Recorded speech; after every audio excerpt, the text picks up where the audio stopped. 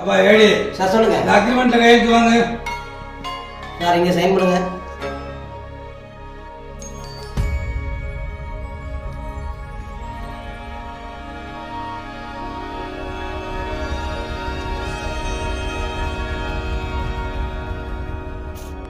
₹2000 கேட்டீங்க, இப்போ 5000 தரேன்.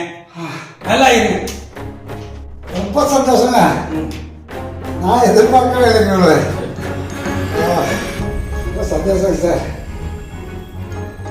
ஷூட்டிங் எப்போன்னு சொன்னீங்கன்னா நான் ரெடியாக இருந்து பார்த்துருவேங்க. ஷூட்டிங்கா? அதே இன்னொரு நடந்துச்சே. என்ன வரைக்கும் நடந்துச்சா? சார் ஷூட்டிங் முடிஞ்சு போச்சு. என்ன நீங்க நடிச்சீங்கல்ல, அதுதான் படம். கட் பண்ணிக்கங்க சார் இன்ன வரைக்கும் நடந்தது ஷூட்டிங் தான். உங்க போர்ஷன் எல்லாமே எடுத்து முடிச்சாச்சு. என்னோட போஸ்டர் எல்லாம் எடுத்து முடிச்சுதா? எல்லாம் முடிச்சு சார்.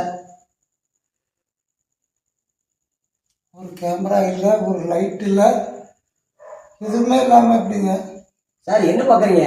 இது ஆர்டிஃபிஷியல் இன்டெலிஜென்ஸ் மெக்கானிக்ஸில் எடுக்கிற படம் சார். இது மட்டும் இல்லைங்க, இனிமேல் யூனிட் தேவையில்லை, டெக்னீஷியன் தேவையில்லை, லொக்கேஷன் தேவையில்லை, மியூசிக் டைரக்டர் தேவையில்லை, எதுவுமே தேவையில்லை. ஏன் டைரக்டரே தேவையில்லை சார்.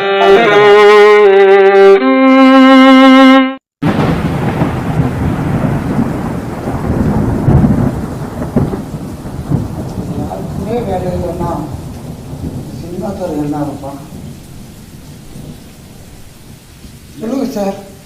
யாருக்குமே வேலை இல்லைன்னா இந்த சினிமா துறை என்ன ஆகுது சார்? அதுக்கு எங்கிட்ட பதில் இல்லை. எதிர்காலம் தான் சொல்லு.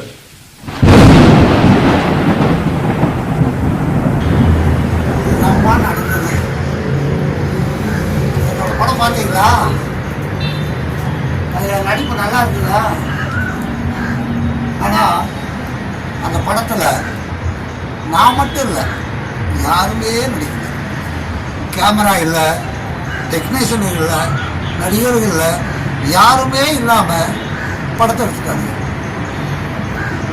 இன்னைக்கே இப்படின்னா இந்த ஏஐயுடைய வளர்ச்சி வந்துருச்சுன்னா இந்த துறையில் இருக்கிறவங்க லட்சக்கணக்கானவங்க என்ன பண்ணுவாங்க?